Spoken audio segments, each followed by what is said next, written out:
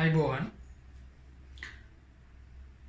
අපි පන්තියේ යුනිට් 1 කර හිටියේ කියන්නේ පළවෙනි පාඩුවේ පරමාණුක ව්‍යුහය පාඩමේ අග හරියේ හිටියේ. එතකොට ඉලෙක්ට්‍රෝනික වින්‍යාස ලියන මට්ටමේ තමයි හිටියේ. එතකොට ඒකත් හරියට ඉවර කරලා දෙගුන්නේ නැහැ. ඊට පස්සේ තමයි පන්ති නවත්තන්න ඕනේ. එතකොට මම මේ පටන් ගන්න තියෙන්නේ යුනිට් 2 හරිද? එතකොට ඕගොල්ලන් එකතු කරගන්න බැරි වුණ හින්දා තමයි මෙච්චර කාල පරක් වුණේ වැඩි. නැත්තම් 2021 ළමයින්ට දැන් මම පැයේ වීඩියෝස් 17ක් කරලා තියෙනවා. පැයේ වීඩියෝස් 17ක් ඒවල වල තියෙනවා. ඔක්කොම දැන් කට්ටියව දැන් බලලා තියෙනවා. සමහර අය බලාගෙන යනවා. එතකොට දැන් ගොඩක් පරක් වුණානේ පටන් ගන්න. ඒක එච්චර හිතන්න එපා මට. ඔයගොල්ලන්ගෙන් ඉල්ලන්න තියෙන්නේ පන්තියේන හැමෝම මේක බලන්න ඕනේ. නැත්තම් වැඩක් නෑ වැඩි. මොකද මම මේ වීඩියෝ එක කරන්නේ උගන්නන විදිහමයි. පන්ති උගන්නන විදිහටමයි කරන්නේ. එතකොට නෝට් එක ලියා ගන්න කාලයක් තියෙනවා. ඔයගොල්ලන්ට කරනකොට තේරෙයි. මම ලියා ගන්න කිව්වා ඔයගොල්ලෝ ලියා ගන්න. එතකොට මේක පටන් ගන්නකොට ඔයගොල්ලෝ ගිහිල්ලා අරන් ඉන්න ඕනේ අලුත් පොතක්. හරිද? පිටු 120 පොතක් ප්‍රමාණවත්. පිටු 120 CR පොතක් අරගෙන ඇවිල්ලා තමයි මේ පාඩම පටන් ගන්න ඕනේ. මොකද අලුත් පාඩමක්. අලුත් පාඩමකින් පටන් ගන්න හිටිය අතරමැද නවත්තපු හින්දා. හැබැයි මේකටත් යහපත් ප්‍රතිචාර තියෙනවා නම් අර පාඩම ඉවර කරන්න මට පුළුවන් වීඩියෝ ටිකක් දාලා. හරිද? අපි නවත්තපු තැනින් කරන්න පුළුවන්. එතකොට අපි මේ පාඩම පටන් අරගෙන යන්න. හරිද? එතකොට පළවෙනි පාඩමේ මේකේ අතර වෙනස තමයි පළවෙනි පාඩමට වඩා වැඩිපුර ටිකක් බලලා දෙන්න ඕනේ මේ පාඩමට. මොකද මේකෙන් ටිකක් වැඩිපුර අහන නිසා එක්සෑම් එකට අරකට වඩා. හරිද? එතකොට ස්ට්‍රක්චර් ඇන්ඩ් බොන්ඩින් නැත්තම් මොකද්ද? සිංහලෙන් කිව්වොත් ව්‍යුහය හා බන්ධන. එතකොට පළවෙනි පාඩමේ පොඩි දැනුමකුත් ඕනි ඕගොල්ලන්ට මේක කරන්න. එතකොට මම ඊට පොඩක් කියලා දීලා ඉන්න මේකට පිවිසෙන්න හරි. හරිද?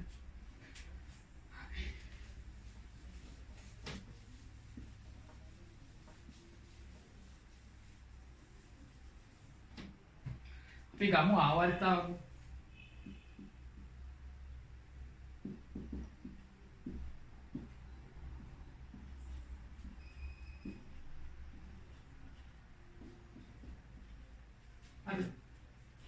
මේගොල්ලන් ළමයි ඔයගොල්ලෝ ඉගෙන ගත්ත ආවර්තාවගේ මුල් මූලද්‍රව්‍ය ඉස්සේ ආවර්තයක් කියන්නේ මොකද්ද කාණ්ඩයක් කියන්නේ මොකද්ද කියලා.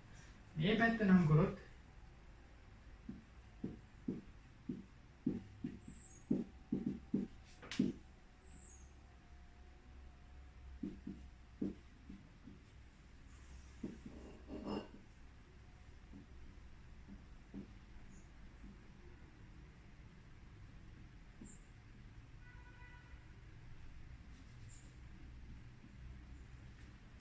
අර 1 2 3 4 කියලා කියන්නේ ළමයි ආවර්ත වලට. ඔය දැන් පළවෙනි පාඩමේ හොඳට කරනවා. කරලා නැති ඉඳලා මම මේ පීසෙන්න කියන්නේ. හරිද? ඒවට කියනවා මොකද්ද? ආවර්තයක් කියලා කියනවා. හරිද? මේ පැත්තට ගන්න ඒවට අපි කියනවා කාණ්ඩ කියලා. එතකොට කාණ්ඩ නම් කරන්නේ මෙහෙමයි. 1 2 පළමු කාණ්ඩේ දෙවෙනි කාණ්ඩේ ඊට පස්සේ මෙතෙන්ට එනකොට ළමයි 13 වෙනි කාණ්ඩේ කියලා ගන්න. හරිද?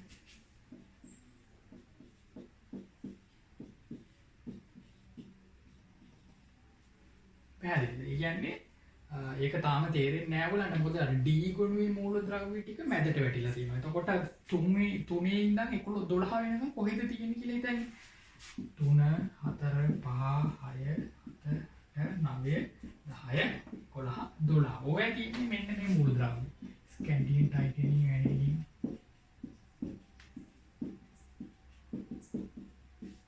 D ගුණුවේ මූලද්‍රව්‍ය ටික තමයි තියෙන්නේ. එතකොට ආවර්තාවේ මෙන්න මෙතනින් දෙකට කඩලා D මූලද්‍රව්‍ය 10 බස්සලා තියෙනවා මෙතෙන්ට. එතකොට වැඩි හරි නේද? මේ 1 2 3 4 5 6 7 8 9 10 11 12 මෙතෙන්ට ආව. දැන් ආයෙ පටන් ගන්නවා 13 ඉඳන් 13 14 15 16 17 18 ඔහොම ඉන්නේ.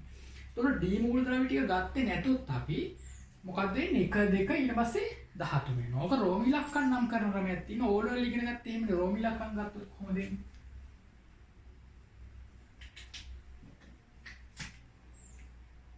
1 2 3 4 අන්න 5 6 7 8 රෝම ඉලක්කම් වලින් ගත්තොත් ඒක ප්‍රශ්නයක් නෑ 1 2 3 4 5 6 7 8 කියලා එනවා හරිද ඔතන රෝම ඉලක්කම් වලින් ගන්න එක පොඩ්ඩක් වටිනවා හරිද දැන් මේ ටිකක් මකනවා හරිද මේගොල්ලන්ගේ ඉලෙක්ට්‍රෝන වින්‍යාසය අපි ලියද්දී මෙන්න මේ වේලියට ආවමයි ns එක ආකාරයේ වින්‍යාසයෙන් තමයි ඉවර වෙන්නේ ns එක ආකාරයේ හයිඩ්‍රජන් 1s1 ලිතියම් ගත්තොත් එහෙම ඔන්න මම කියන්නම්කෝ හයිඩ්‍රජන් 1s1 ලිතියම් ගත්තොත් s2 s1 සෝඩියම් ගත්තොත් s2 s2 2p6 3s1 potassium का तो केस देकर s2 2p6 3s2 3p6 4s1 පැහැදිලි. එතකොට තේරෙනවා නේද පළවෙනි කාණ්ඩය මේකට කියන කාණ්ඩය. පළවෙනි කාණ්ඩයේ මූලද්‍රව්‍ය ඉවර වෙන්නේ කොහොමද? S1 ආකාරයේ වින්‍යාසයෙන්. තේරුණා? පළවෙනි කාණ්ඩය ඉවර වෙන්නේ S1 ආකාරයේ වින්‍යාසයෙන්. නම් දෙවෙනි කාණ්ඩේ කට ඉවර වෙන්නේ කොහොමද? S2 ආකාරය. එහෙනම් මම කියනවා NS2 ආකාරයේ වින්‍යාසයක් ඒගොල්ලන්ට තියෙනවා. ඉවර වෙන්නේ නැහැ NS2. ඒකට බෙරිලියම් ගත්තොත් 1s2. හරිද? මැග්නීසියම් ගත්තොත් 1s2 2s2 කියලා ඉවරයි. එතකොට මෙන්න මෙතෙන්ට ආවොත් හරිද? මේගොල්ලෝ ඉන්නේ NS2 NP1 ආකාරයේ වින්‍යාසයක්. NS2 NP1 විදිහට තමයි ඉවර වෙන්නේ. මේ දෙන්නේ. මෙයාගේ ඉවරන්නේ NS2 NP2 මෙයාගේ NS2 NP3 NS2 NP4 මෙයාගේ NS2 NP5 මෙයාගේ NS2 NP6 කියලා NS2 NP6 වින්‍යාසය. එහෙනම් දැන් පළවෙනි කාණ්ඩේ 4 දෙනා එක විදිහටම ආවා කියලා දැක්කනේ. අපි ගමුද අතරමැදි එක්කනේ. අපි ගමු මෙන්න මේගොල්ලෝ ඔක්සිජන් සහ සල්ෆර්. ඔක්සිජන් සහ සල්ෆර් ඔක්සිජන් ඉවරනේ 1s2 2p4 කියලා. න්‍යාය වෙන්නේ 1s2 2p6 3s2 3p4 කියලා ඉවරයි. පැහැදිලි. මේ දෙන්නගේ හැටි. ඒතර න්‍යාගේ ඉලෙක්ට්‍රෝන තියෙනවා 8ක්. න්‍යාගේ ඉලෙක්ට්‍රෝන තියෙනවා 16ක්. ඒක පරමාණු ක්‍රමාංකය 16. අර ඒක පරමාණු ක්‍රමාංකය 8යි. හරිද? එතකොට මේ 16 ලියන්න වෙන්නේ මෙහෙමනේ. දැන් ඔයගොල්ලෝ ඉලෙක්ට්‍රෝන වින්‍යාසය ලියන්න දැන් උරු වෙලා තියෙන්නේ. මට මම ආයෙක කියලා දෙන්න. හරිද? දැන් අමතකත් ඇතිනේ. ඒතර මෙයා කාට ලියන්නේ කියලා හිතාගෙන එක ළමෙක් පන්ති ආයෙත් නැහැ. එයා දැන්ට හිතන්නේ මේ මොකද්ද කියලා එයා කල්පනා කරන්නේ මේ මොකද්ද මේ ලියුවේ කියලා. මේ තියෙන ළමයි සල්පගේ ඉලෙක්ට්‍රෝන 16ක් තියෙනවනේ. සල්පගේ ඉලෙක්ට්‍රෝන 16 වැටෙන්නේ මේ ආකාරයට. S කාක්ෂිකයට 2යි මෙතන 2s කාක්ෂිකයට 2යි 2p කාක්ෂිකයට 6යි මෙහෙමනේ තියෙන්නේ. දැන් මෙයාව ගත්තොත් එහෙම මෙයාව ගත්තොත් පළවෙනි එක දෙවෙනි එක ශක්ති මට්ටම් දෙකකට බෙදනවා. තුන ශක්ති මට්ටම් තුනකට බෙදනවා. මේකට කියනවා 1s මේකට කියනවා 2s 2p මේකට කියනවා 3s 3p 3d කියලා කියනවා. එතකොට සල්ප ගත්තොත් එහෙම සල්පගේ ඉලෙක්ට්‍රෝන තියෙනවා මෙයා මෙතන 2ක් තියෙනවා. මෙතන 2යි මෙතන 6යි මෙතන 2යි මෙතන 6ක් නෑ මෙතන 4යි 4යි පිළිගන්නේ ඉලෙක්ට්‍රෝන. එතකොට 1s2 2s2 2p6 3s2 3p4 එතන ඉවරයි. ඉලෙක්ට්‍රෝන 16 එතන ඉවරයි. දැන් d වලට එනවද? d වලට එන්නේ නැහැ. කොටිම කියනවා 3p4යි කියලා තියෙන්නේ. ඔයා කොටුවෙන් දුත් මෙතන මේ කොටුව මෙතන කොටු ගියක් තියනද? 3යි කාක්ෂික මෙතන S කාක්ෂිකය P කාක්ෂික 3යි. ඒතකොට ඉලෙක්ට්‍රෝන මෙතන ඉලෙක්ට්‍රෝන දෙක කොහොමද පිළිලා තියෙන්නේ? මෙහෙම. මෙතන 6ක් පිළිලානේ. ඉලෙක්ට්‍රෝන 6යි. මෙතන ඉලෙක්ට්‍රෝන මෙතන 2ක් තියෙනවා. මෙතන ඉලෙක්ට්‍රෝන කීයද? 4. 4 කොහොමද දාන්නේ? මුලින් තනියම දාලා ඉන්නේ. මුලින් තනියම දාලා තමයි යුග්ම කරන්නේ. අන්න යුග්ම කරා. මේ ඉලෙක්ට්‍රෝන 4 තියෙන ආකාරය බලන්න. 2යි මෙතන කීයද? 2යි 6යි 2යි 4යි. මෙතන 8යි. 2යි 8යි 10යි 6යි 16. 16 එනව නේද? සල්ප කියන මූලද්‍රව්‍යයේ පරමාණුක ක්‍රමාංකය 16යි. සල්ප කියන මූලද්‍රව්‍යයේ ඉලෙක්ට්‍රෝන 16ක් තියෙනවා. ඉලෙක්ට්‍රෝන 16 ඉන්නේ මේ ආකාරයට. 1s2 2s2 2p6 3s2 3p4 ආකාරයෙන් පැහැදිලි. එහෙනම් සල්පයේ එහෙමනේ ඔක්සිජන් කියන ඉලෙක්ට්‍රෝන මේ ටික. පැහැදිලි. එහෙනම් ඔයාලට තේරෙන්න ඕනේ මේ ඔක්සිජන් සහ සල්ප ඉවර වෙන ඉලෙක්ට්‍රෝන වින්‍යාසය කොහොමද? මේ ආකාරයට. ඒකට කියනවා අවසාන ශක්ති මට්ටමේ ඉලෙක්ට්‍රෝන. අවසාන ශක්ති මට්ටමේ මොකද්ද? 3s2 3p4 අවසාන ශක්ති මට්ටමේ ඉලෙක්ට්‍රෝන. ඒකට කියනවා සංයුජතා කවචය කියලා. මොකද්ද කියන්නේ?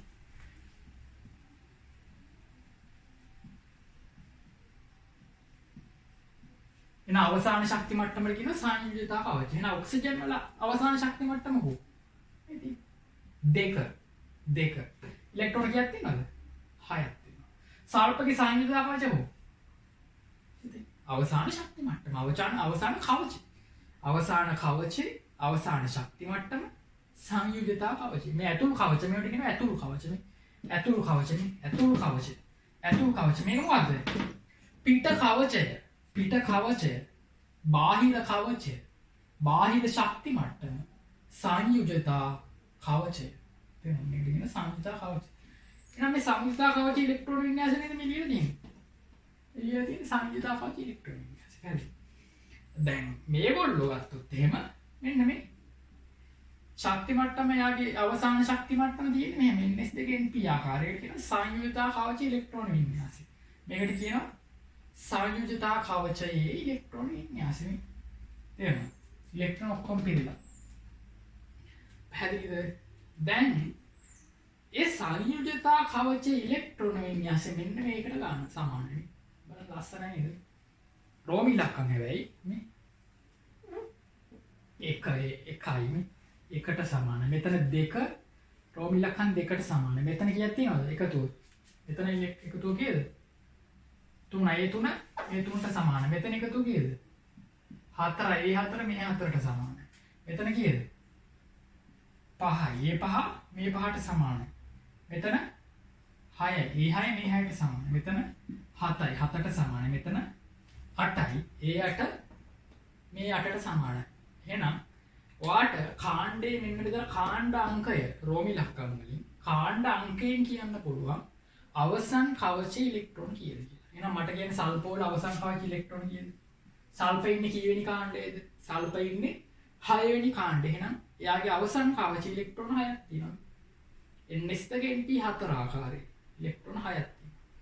ඔයා ගත්තොත් මෙතන ආගන්ගේ අවසන් කවචයේ ඉලෙක්ට්‍රෝන කීයක් තියෙනවද? 8ක් තියෙනවා. අවසන් 8ම පිළිලා. ඒ කියන්නේ මෙතන 8ක් පිළිලා. 2යි මෙතන 6ක් ඇතිනේ. 2යි මෙතන 6 තියෙනවා. 6ක් තියෙනවා. එයාගේ 8 එනවා නේද? නේද? අවසන් කවච ඉලෙක්ට්‍රෝන වින්‍යාසය ගන්න පුළුවන්. ඒකට කියන සංයුතා කවච ඉලෙක්ට්‍රෝන වින්‍යාසය. එහෙනම් මම මේ ඔක්කොම මැකුවොත් මේකත් මහනවා. ඉලෙක්ට්‍රෝන වින්‍යාසයත් මහනවා.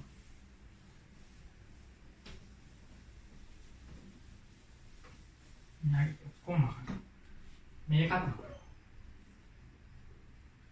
සිලිකන් ඉන්නේ කීවෙනි කාණ්ඩයේද?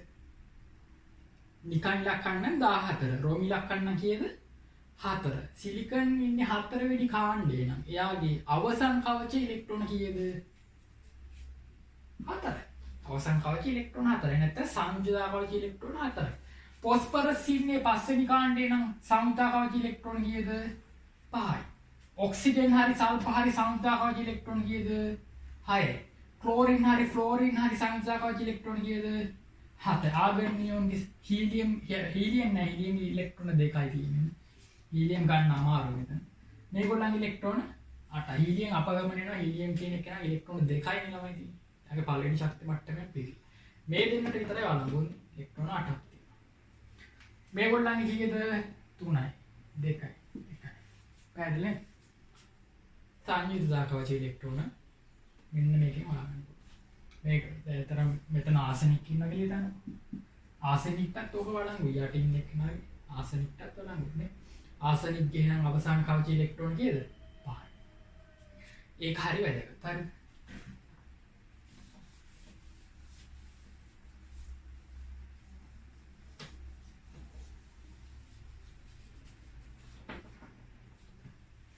ඊට පස්සේ මම අලුත් සංකල්පයක් කියලා දෙනවා තමයි විද්‍යුත් ඍණතාව කියන එක. හරි.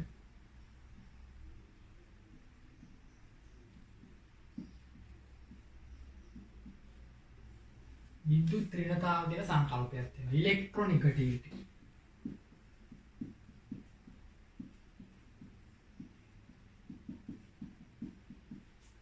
ඉලෙක්ට්‍රොනෙගටිවිටි කියලා කියනවා. හරි.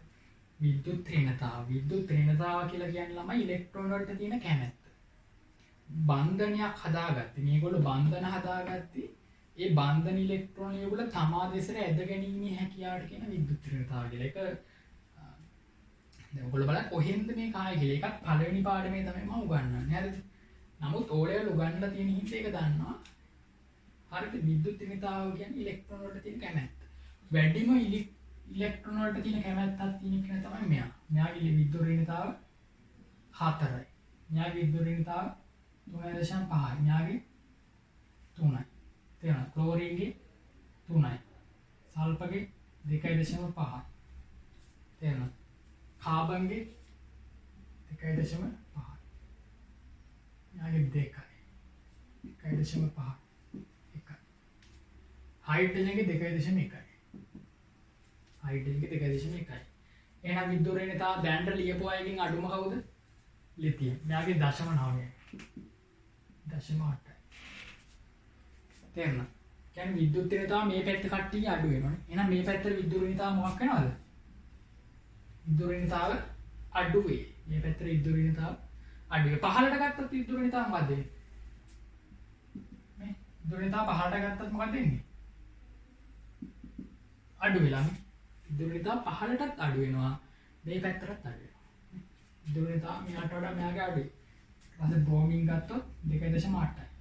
විද්‍යුත් ර්ණතාව මෙහෙට මොකක්ද වෙලා තියෙන්නේ? අඩු වෙලා. මෙහෙට අඩු වෙලා. විද්‍යුත් ඍණතාව කියලා තියෙන්නේ ඉලෙක්ට්‍රෝන වලට තියෙන කැමැත්ත. එහෙනම් ඉලෙක්ට්‍රෝන වලට කැමැතිම කෙනා කවුද? ෆ්ලෝරින්. වැඩිම ඉලෙක්ට්‍රෝන වලට කැමැති මූලද්‍රව්‍ය කවුද? ෆ්ලෝරින්. ඒතර ක්ලෝරින්ගේ ඊට වඩා කැමැත්ත අඩුයි. දැන් විද්‍යුත් ඍණතාව මෙහෙට අඩු වෙනවා. පහළට විද්‍යුත් ඍණතාව අඩු වෙනවා. වැඩිම එක්කෙනා කවුද? ෆ්ලෝරින්. මේකත් ඔලේ තියාගන්න හරි. විද්‍යුත් ඍණතාව කියන්නේ ඉලෙක්ට්‍රෝන වලට තියෙන කැමැත්ත. එහෙනම් විද්‍යුත් ඍණ මූලද්‍රව්‍ය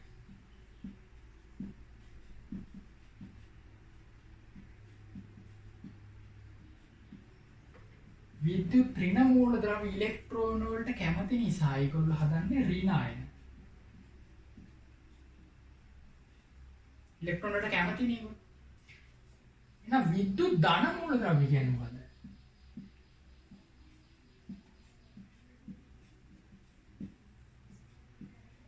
විද්‍යුත් ධන මූලද්‍රව්‍ය කියන්නේ ළමයි විද්‍යුත් ඍණතාවයෙන් අඩු කට්ටිය. මේ කට්ටිය. විද්‍යුත් ධන මූලද්‍රව්‍ය කියන්නේ විද්‍යුත් ඍණතාවයෙන් අඩු කට්ටිය. ඒගොල්ලෝ හදන්නේ මොන අයනද? ධනයි. now විද්‍යුත් ධන මූලද්‍රව්‍ය හදන්න කැමති ධන අයන මේ සෝඩියම් ප්ලස්. යා ඉලෙක්ට්‍රෝන වලට කැමති නැති හින්දා දීලා දානවා. දැන් විද්‍යුත් ධනයි කියන්නේ මොකද්ද? විද්‍යුත් ඍණතාවයෙන් අඩුයිනේ. ඒ කියන්නේ ඉලෙක්ට්‍රෝන වලට තියෙන කැමැත්ත අඩුයි. ඒගොල්ලෝ හදන්නේ කැට අයන නේ. Mg2+ අඩුයිනේ විද්‍යුත් ඍණතාව අඩුයිනේ. පොඩි අගයන් තියෙන්නේ. පොඩි අගයන් තියෙන්නේ. මේ හතරත් එක්ක බලද්දී පොඩි අගයන්. එතකොට මේගොල්ලෝ හදන්නේ කැට අයන. තේරුණාද? මේගොල්ලෝ විද්‍යුත් ඍණතාවයෙන් වැඩි. නා ඉලෙක්ට්‍රෝන වලට තියෙන කැමැත්ත වැඩි. ඒ කියන්නේ ඉලෙක්ට්‍රෝන ගන්නයි ආස. ඉලෙක්ට්‍රෝන ගත්තාම මොකද වෙන්නේ? ඍණ අයන හදන්නේ Cl- F- O2- N3- මේ පැත්ත කට්ටිය. ඉලෙක්ට්‍රෝන වලට හරි කැමති. ඉතින් ඉලෙක්ට්‍රෝන ගන්නවා. ගත්තාම ඍණ ආරෝපණයක් වෙනවා. තේරුණාද? ඉලෙක්ට්‍රෝන ගත්තාම මේ ඉලෙක්ට්‍රෝන දෙකක් අරගෙන, ඉලෙක්ට්‍රෝන තුනක් අරගෙන, ඉලෙක්ට්‍රෝන එකක් අරගෙන, ඉලෙක්ට්‍රෝන එකක් අරගෙන. පැහැදිලි. මෙයා ඉලෙක්ට්‍රෝනයක් පිට කරලා Mg2+ ඉලෙක්ට්‍රෝන දෙකක් පිට කරලා. පැහැදිලි. ඉලෙක්ට්‍රෝන දෙකක් පිට කරලා. එහෙනම් විද්‍යුත් ඍණතාව කියන එකත් පොඩ්ඩක් ඔළුවේ තියාගන්න. හරිද? ඕක උගන්වනවා පළවෙනි පාඩේම උගන්වනවා. හරිද? දැනට මතක තියාගන්න මේ පැත්තේ කට්ටිය ඉලෙක්ට්‍රෝන වලට කැමති. ඒගොල්ලෝ හදන්නේ ඍණ අයන විද්‍යුත් ඍණතාවයෙන් වැඩි. මේගොල්ලෝ විද්‍යුත් ඍණතාවයෙන් අඩුයි. එහෙනම් විද්‍යුත් ධන විද්‍යුත් ඍණතාවය අඩුයි කියන්නේ විද්‍යුත් ධනතාවය වැඩි කියන්නේ. විද්‍යුත් ධනතාවයෙන් වැඩි. විද්‍යුත් ඍණතාවයෙන් අඩුයි. ඉලෙක්ට්‍රෝන වලට එච්චර කැමති නැහැ. එහෙනම් මේගොල්ලෝ ඉලෙක්ට්‍රෝන පිට කරනවා. කැමති නැති හින්දා ඉලෙක්ට්‍රෝන පිට කරනවා. ඉලෙක්ට්‍රෝන පිට කරන් හදන්නේ ධන ආයන. එහෙනම් මේගොල්ලෝ හදන්නේ මොනවාද? ධන ආයන හදන්නේ.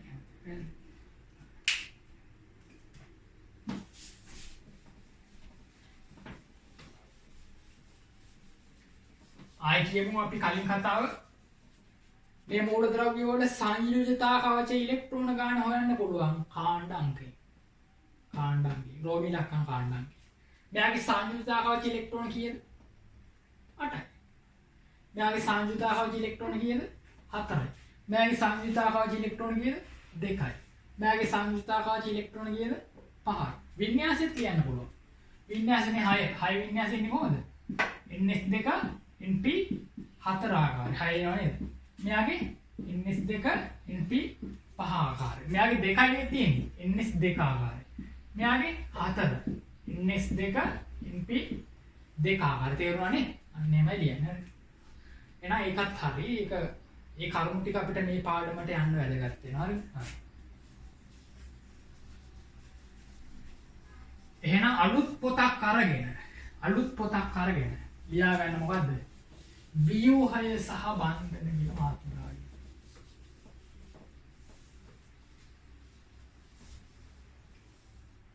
අලුත් පොතක් අරගෙන ව්‍යුහය සහ බන්ධන කියලා මාතෘකාවට යන්න. ඊට පස්සේ හැඳින්වීම කියලාත් ලියන්න. හැඳින්වීම. හරි. තමයි හයිඩ්‍රජන් නිකන් ඉන්නට වඩා ක්ලෝරින් නිකන් ඉන්නට වඩා මේ දෙන්න අතර බන්ධනයක් හදාගන්න කියලා. තේරුණා? කියන්නේ ස්වභාවයේ මූලද්‍රව්‍ය තනියෙන් ඉන්න කැමති නැහැ. තේරුණා? ස්වභාවයේ පරිසරයේ මේ විශ්වයේ මූලද්‍රව්‍ය තනියෙන් ඉන්න කැමති නැහැ. එතකොට අස්ථායි. ඒකට හේතුව ඒගොල්ලන්ගේ ඉලෙක්ට්‍රෝන වින්‍යාසය අස්ථායි. සෝඩියම් වල ඉලෙක්ට්‍රෝන වින්‍යාසය ඉවර වෙන්නේ ns1 කියලානේ. එතකොට ඒ වින්‍යාසය අස්ථායි. මම කියන්නේ ස්ථායි වින්‍යාසය. ns2 np6 වින්‍යාසයට කියලා ස්ථායි වින්‍යාසයක් කියලා. එයාට කියනවා එයාගේ වින්‍යාසය ස්ථායි කියලා. එහෙනම් අර 8 වෙනි කාණ්ඩේ කට්ටිය විතරයිනේ ස්ථායි. කවුද? හීලියම්, නියොන්, ආර්ගන් කියන කට්ටිය. මේගොල්ලන්ගේ වින්‍යාසය තමයි ස්ථායි. මෙයාගේ නම් 2s2 කියලා තියෙන්නේ. 1s2 කියලා. ඒක ස්ථායි වින්‍යාසය. ජස්ට් එකක් නෑ යාට. මෙන්න මෙයාගේ තියෙනවා මේ 2s2 2p6 කියලා ඉවරනේ. මෙයාගේ ඉවරනේ 3s2 3p6 කියලා. එහෙනම් අවසාන කවචේ පිරීලා නේද තියෙන්නේ? ආගන්ගේ අවසාන කවචේ 3 වෙනි කවචේ පිරීලා. නියොන්ගේ අවසාන කවචේ 2 වෙනි කවචේ පිරීලා. ඉලෙක්ට්‍රෝන ඔක්කොම පිරුණාම අපි ඒකට කියන ස්ථායි වින්‍යාසයක් කියලා. ඒකට කියන යාගේ ඉලෙක්ට්‍රෝන වින්‍යාසය ස්ථායි කියලා. හරි. එතකොට හයිඩ්‍රජන්ගේ ඉලෙක්ට්‍රෝන වින්‍යාසය 1s1 නේ. ක්ලෝරින්ගේ වින්‍යාසය 1s2 2s2 1p6 3s2 3p5. තේරුණා? ඒතර මේ වින්‍යාසය ස්ථායිද? යාගේ ඉලෙක්ට්‍රෝන වින්‍යාසය ස්ථායි නෑ. හයිඩ්‍රජන් ඉලෙක්ට්‍රෝන වින්‍යාසය ස්ථායිද? ස්ථායි නෑ. ඒ හින්දා ඒගොල්ලෝ කැමති ස්ථායි වෙන්න. තේරුණාද? නම් මූලද්‍රව්‍ය කැමති ස්ථායි වෙන්න. කොහොමද ස්ථායි වෙන්නේ? බන්ධන ආදාගෙන. බන්ධන මගින් ස්ථායි වෙන්නේ. කොහොමද කියන්නේ? මේ රේඛාවකින් කියවෙන්නේ ළමයි ඉලෙක්ට්‍රෝන දෙකක්. හොඳට ඔළුවේ තියාගන්න මේ රේඛාවකින් කියවෙන්නේ ඉලෙක්ට්‍රෝන දෙකක්. හයිඩ්‍රජන්ගෙන් දෙන ඉලෙක්ට්‍රෝනයයි ක්ලෝරින්ගෙන් දෙන ඉලෙක්ට්‍රෝනයයි තමයි ඔකින් කියවෙන්නේ. හයිඩ්‍රජන්ගෙන් දෙන ඉලෙක්ට්‍රෝනයයි ක්ලෝරින්ගෙන් දෙන ඉලෙක්ට්‍රෝනයයි තමයි ඔකින් කියවෙන්නේ. ඊට පස්සේ අපි නම් කරමු මේකේ බාහිර කවචයේ තියෙන ඉලෙක්ට්‍රෝන. බාහිර කවචයේ තියෙන ඉලෙක්ට්‍රෝන. හයිඩ්‍රජන්ගේ බාහිර කවචයේ ඉලෙක්ට්‍රෝන නෑනේ. එක ඉලෙක්ට්‍රෝනයක්නේ තිබුණේ. ක්ලෝරින්ගේ ඉලෙක්ට්‍රෝන කීයක් තියෙනවද බාහිර කවචයේ? 7ක් තියෙනවා නේ. බාහිර කවචයේ ඉලෙක්ට්‍රෝන 7ක්. එහෙනම් මෙතන තියෙන්න ඕනේ තව ඉලෙක්ට්‍රෝන කීයක්ද ළමයි? 6ක් තියෙන්න ඕනේ. කො 7 වෙනි එක? 7 වෙනි එක තමයි බන්ධන හදන්න නම් මේක අපි ලිව්වොත් එහෙම කවච වලින් කාක්ෂික වලින් මේ කාක්ෂික පෙරිලා මෙයාගේ පහ පෙරෙන්නේ කොහොමද? ඔන්නෝමනේ තියෙන්නේ.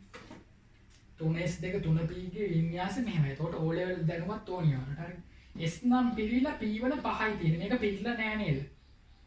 මේ තියෙන ඉලෙක්ට්‍රෝන මේ දෙක තමයි මේ තියෙන්නේ. මේ දෙක තමයි මේ තියෙන්නේ. මේ දෙක තමයි මේ තියෙන්නේ. යුගලක් මේ තියෙන යුගල තුන. මේ තනි ඉලෙක්ට්‍රෝන තමයි මේ දෙන්නේ.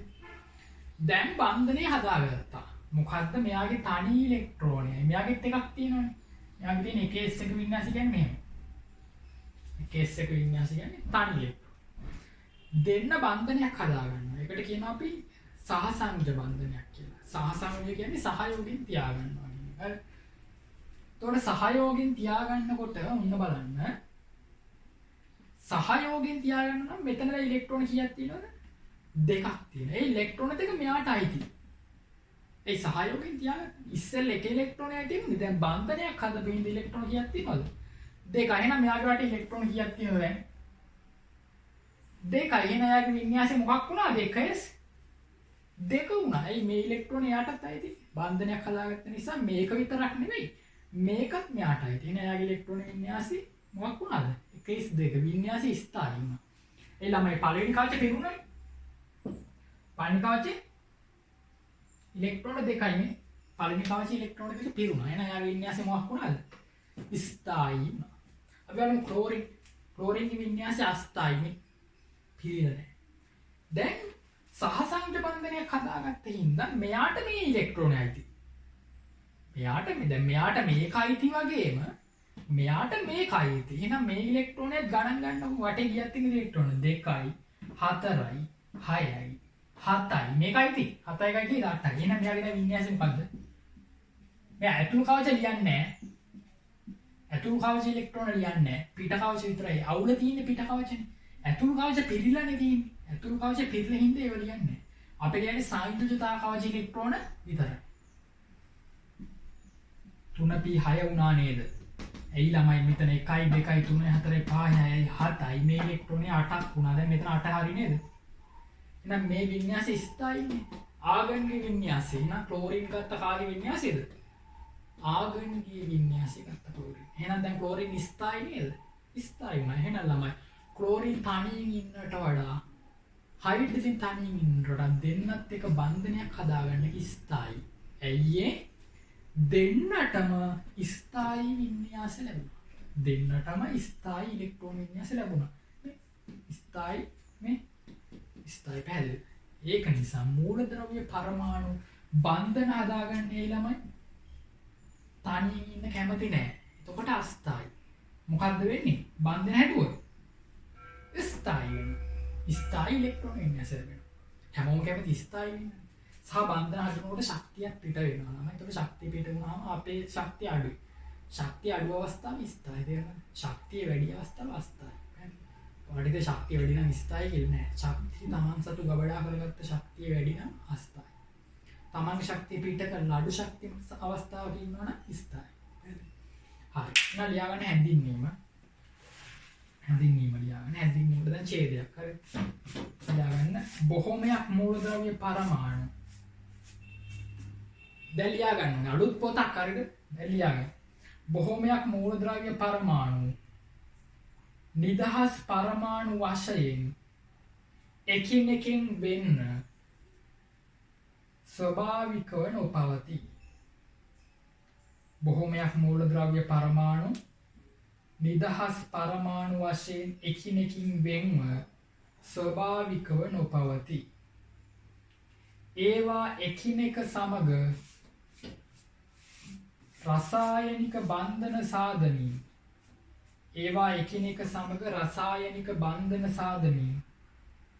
අණු වශයෙන් පවතී. රසායනික බන්ධන සාධනී අණු. දැන් මේක අණුවක් වුණා. මේ අණුව HCl අණු. අණු වශයෙන් පවතී. බහුපරමාණුක පද්ධතියක කියන්නේ පරමාණු එකකට වඩා ඉන්න පද්ධතිය.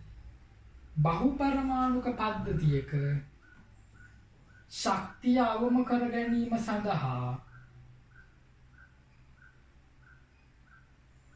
බහුපරමාණුක පද්ධතියක ශක්තිය අවම කර ගැනීම සඳහා පරමාණු අතර ඇති කරගන්නා ආකර්ෂණවලට පරමාණු අතර ඇති කරගන්නා ආකර්ෂණවලට රසායනික බන්ධනයයි කියයි.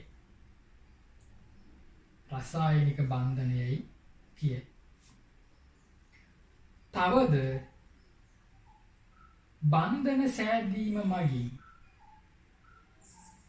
ස්ථායී ඉලෙක්ට්‍රොනික වින්‍යාසයක් නොමැති තවද බන්ධන සෑදීම මගින් ස්ථායී ඉලෙක්ට්‍රොනික වින්‍යාසයක් නොමැති බොහෝ මූලද්‍රව්‍ය වලට ස්ථායී ඉලෙක්ට්‍රොනික වින්‍යාසයක් ලබාගත හැක. ස්ථායී ඉලෙක්ට්‍රොන වින්‍යාසයක් නොමැති බොහෝ මූලද්‍රව්‍ය වලට ස්ථායී ඉලෙක්ට්‍රොනික වින්‍යාසයක් ලබාගත හැක. ඊළඟ ඡේදයේ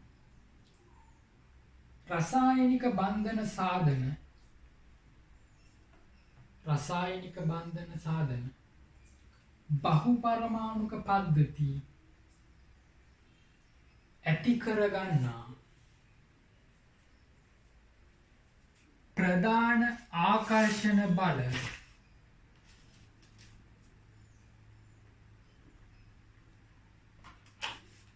වර්ග දෙකකි.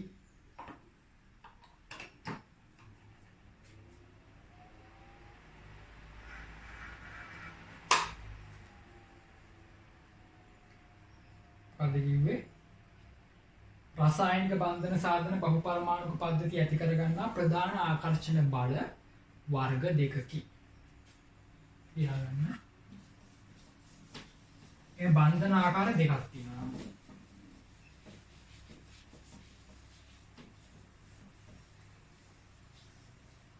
ලියාගන්න එක. ප්‍රාථමික ආකර්ෂණ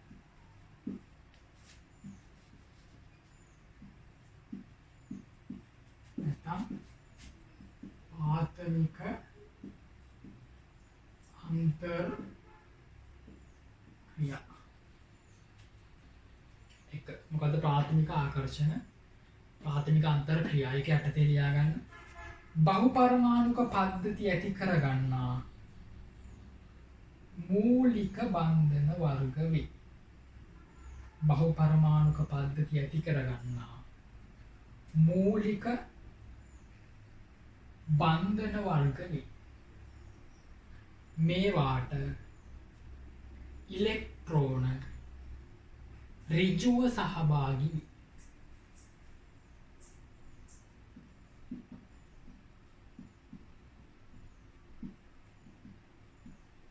මේවාට ඉලෙක්ට්‍රෝන ඍජුව සහභාගී වේ.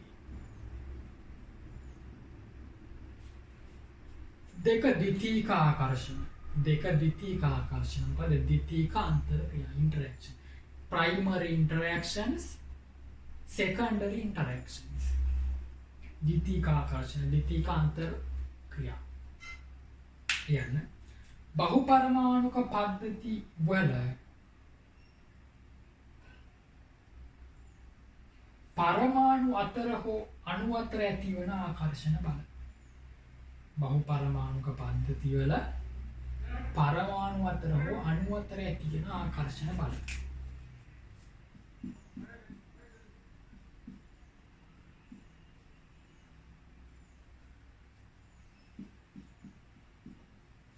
ඔයගලන්ට තේරුන්නේ නැහැ. හරිද? ප්‍රාථමික ආකර්ෂණයි ද්විතීක ආකර්ෂණයි කියලා දැන් බන්ධන ළමයි මේ පාඩමේ නම මොකද්ද? බන්ධන. එතකොට අපි කතා කරන්නේ බන්ධන වර්ග ගැන. එතකොට බන්ධන වර්ග කීයක් තියෙනවද? ප්‍රාථමික බන්ධනයි ද්විතීක බන්ධනයි. එතකොට ඒකෙනුත් ප්‍රබල ප්‍රාථමික. හරිද? ඒකට ඉලෙක්ට්‍රෝන ඍජුව සහභාගී වෙනවා. දැන් උදාහරණට HCl අණුව ගන්නවා. HCl ලික්විඩ් එක ගන්න. සරල උදාහරණයකින් වාට මේක තේරුම් කරලා දෙන්න. HCl ලික්විඩ් එකේ HCl අණු ගොඩාක් තියෙනවා නේද? මම ඇඳ 3ක්. HCl කියන ද්‍රවයේ HCl අණු ගොඩාක් තියෙනවා. මම HCl අණු කීයක් ඇඳද? 3ක්. ඔක්කොටම කලින් HCl හදාගන්න බෑ. එහෙනම් මේ තියෙන HCl අණුව. මේ තියෙන HCl අණුව. එහෙනම් මේ මොකද්ද?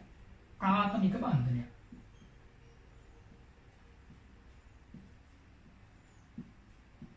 ඒ තියෙන ප්‍රාථමික බන්ධනය. ඔකට කියනවා සහසංයෝජ බන්ධනයක් කියලා. එහෙනම් සහසංයෝජ බන්ධනය කියන්නේ ප්‍රාථමික බන්ධනයක්. ප්‍රයිමරි එකක්. ඒ කියන්නේ අනිවාර්යෙන් තියෙන එකක්. තව ළමයි දැන් මේ ලික්විඩ් එකේ HCl අණු ගොඩාක් තියෙනවනේ. ඒ අණු අතර බන්ධනය තියෙනව නේද මේ?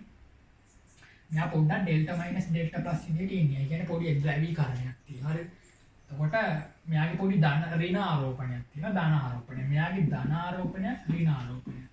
ධන ආරෝපණය ඍණ ආරෝපණය. තාම දන්නේ නැහැ ඔයගොල්ලෝ ඒකේ ඉන්නේ කොහොමද කියලා. නිකමට හිතන්න. දැන් ළමයි මේ අණු දෙකක් අතර මෙන්න මෙහෙම ආකර්ෂණ ටිකක් තියෙනවනේ. මෙයාගේ ධන ඍණ එක්කෙනා මෙයා මේ ඊළඟ අණුවේ ධන එක්කෙනත් එක්ක ආකර්ෂණයක් ඇති. මේ අණුවේ ඍණ එක්කෙනා මේ අණු ධන. මේවට කියන මොනවද? ද්විතීයික අන්තරකය කියලා. තේමද? එහෙනම් තමයි අණුවක් ඇතුලේ හදාගන්න බන්ධන ප්‍රාථමික අන්තරකය. අණු අතර බන්ධන. අණු දෙකක් අතර බන්ධන. ඒකට කියන මොකද්ද? ද්විතීයික අන්තරකය. මේ දෙකෙන් ප්‍රබල කවුද? ප්‍රබල ප්‍රාථමික බන්ධන. මතක තියාගන්න.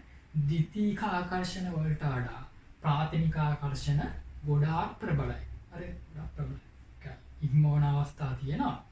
ද්විතීයික අන්තරකය ගොඩාක් ඇති වුණොත් අරක ඉක්මවන අවස්ථා තියෙනවා. ඒකට අපි කියන්නේ කොහොමද? ප්‍රාථමික ආකර්ෂණ බල ප්‍රබලයි කියලා තමයි අපි කියන්නේ. හරි? ද්විතීයික වලට වඩා ගොඩාක් ප්‍රබලයි කියලා කියන්නේ.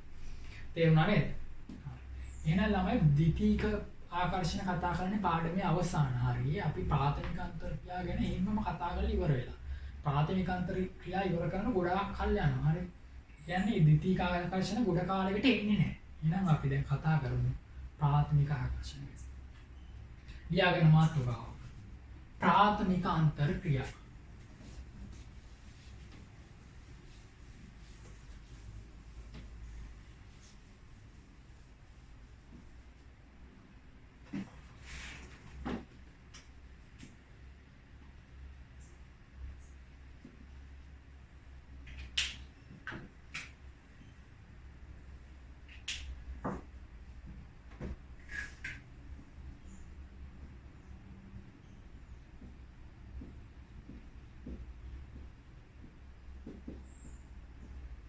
ප්‍රාථමික අන්තර්ක්‍රියා. ඒකට ප්‍රාථමික අන්තර්ක්‍රියා යටතේ ලියාගන්න.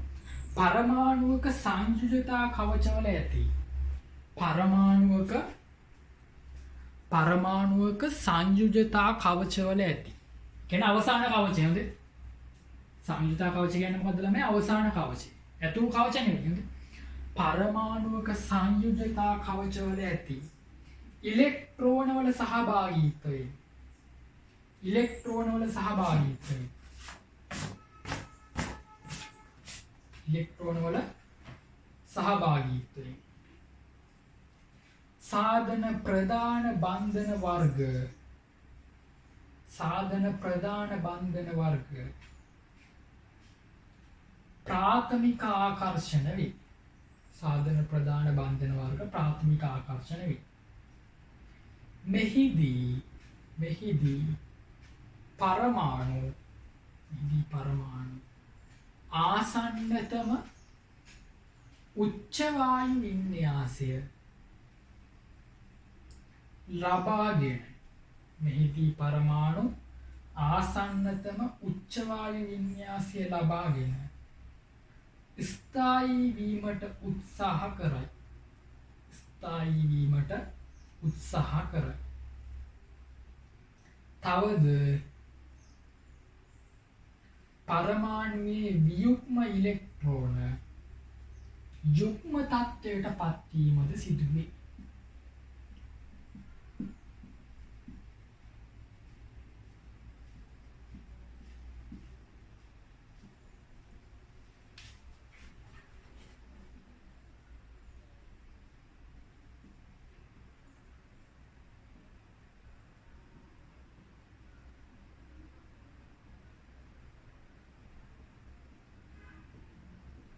ළමයි 18 වෙනි කාණ්ඩේ නැත්නම් රෝමි ලක්කමේ 8 වෙනි කාණ්ඩේ කට්ටිය කියන උච්ච වායු. උච්ච වායු වල කියන. එහෙනම් ඒගොල්ලන්ගේ විඤ්ඤාසය කියන උච්ච වායු විඤ්ඤාසය. පැහැදිලිද? ඒ කියන්නේ මේ විඤ්ඤාසය ස්ථායීනි ළමයි. ඉතින් ඒගොල්ලෝ ප්‍රතික්‍රියා කරන්නේ බන්ධන හදන්නේ යන්නේ නැහැ ඒගොල්ලෝ.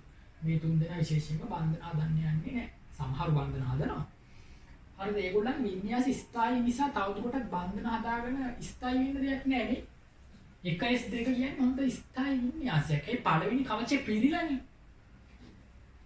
2S2 2P6 කියන්නේ හොඳ විඤ්ඤාසයක්. ඒගේ පළවෙනි කවචයක් පිළිලා දෙවෙනි කවචයක් එහෙමම පිළිලා.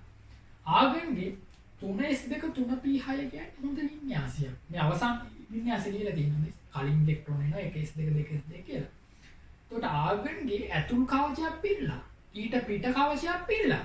තුන්වෙනි කවචයත් එහෙමම පිළිලා. මේ තුන්වෙනි කවචයත් එහෙමම පිළිලා. එතකොට ආයි විඤ්ඤාසය ස්ථායි. ඒකට කියන උච්ච වායු විඤ්ඤාසය. මේ HCl බන්ධනේ හදද්දී ඔයාට මතකද මෙයාගේ විඤ්ඤාසය මොකක් වුණාද ළමයි? 1S2 බවට පත් වුණා. එතකොට 1S2 විඤ්ඤාසයේ ඉන්නේ කවුද? හීලියම්. එහෙනම් මෙයාගේ විඤ්ඤාසය දැන් මොකක් වුණාද? හීලියම්ගේ විඤ්ඤාසය ගත්තා මෙයා. තේරුණාද? එහෙනම් මෙයා ආසන්නතම උච්ච වායුවේ විඤ්ඤාසය ගත්තා. එයාට ආසන්නම එක්කෙනා හීලියම්. මෙයාගේ විඤ්ඤාසය මොකක් වුණාද ළමයි?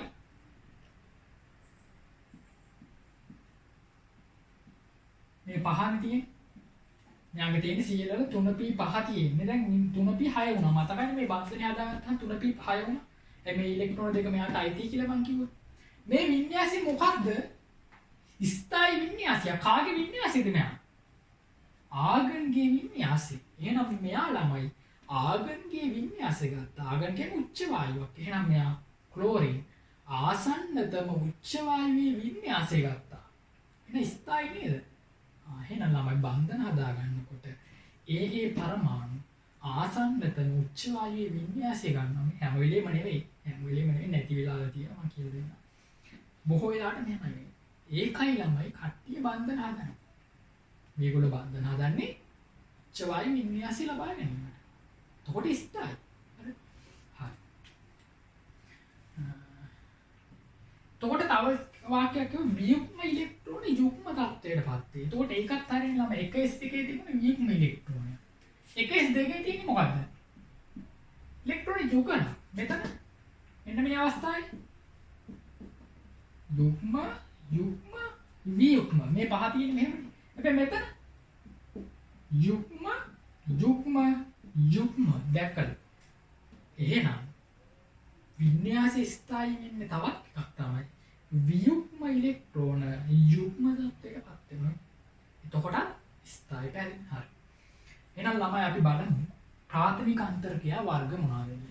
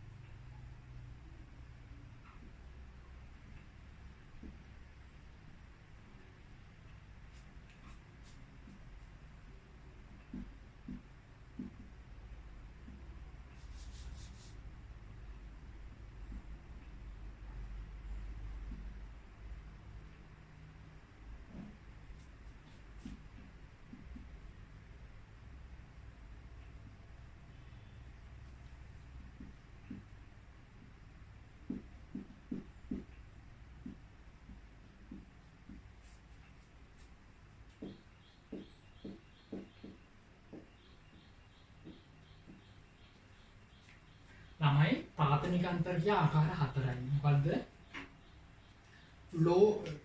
පරමාණු දෙකක් අතර ඉලෙක්ට්‍රෝන යුගලක් හවුලේ තබා ගැනීම කියලා අවස්ථාවක් තියෙනවා. ඒ කියන්නේ ඉලෙක්ට්‍රෝන යුගල හවුලේ තබා ගන්න අවස්ථාවක්. ඒකට කියනවා ඒකත් ආකාර දෙකක් බෙදෙනවා. මොකද්ද? ඉලෙක්ට්‍රෝන යුගලක් හවුලේ තබා ගැනීම බෙදෙන ආකාර දෙකකට. මොකද්ද? සහසංයුජ සංගත සහසංයුජ. එහෙනම් මේ දෙකම මොකද්ද?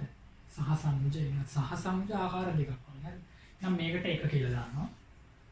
මේ දෙවෙනි අවස්ථාව. මේකට අංකයක් නැහැ. හොඳ ඒකනේ දෙකට බෙදෙන්නේ. මේක තුන්වෙනි අවස්ථාව. මේක හතරවෙනි අවස්ථාව. ඒතර මේ දෙකම සහසංයෝජ ආකාරයක් කියලා මතක තියාගන්න. ඉලෙක්ට්‍රෝන යුගලක් හවුලේ තබා ගැනීම.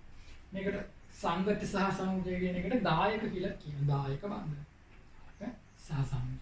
ඔය සහසංයෝජ එකත් ආයේ දෙකට බෙදෙනවා. නිර්ද්‍රව්‍ය සහසංයෝජ, ද්‍රව්‍ය සහසංයෝජ කියලා මේක දෙකකට බෙදෙනවා.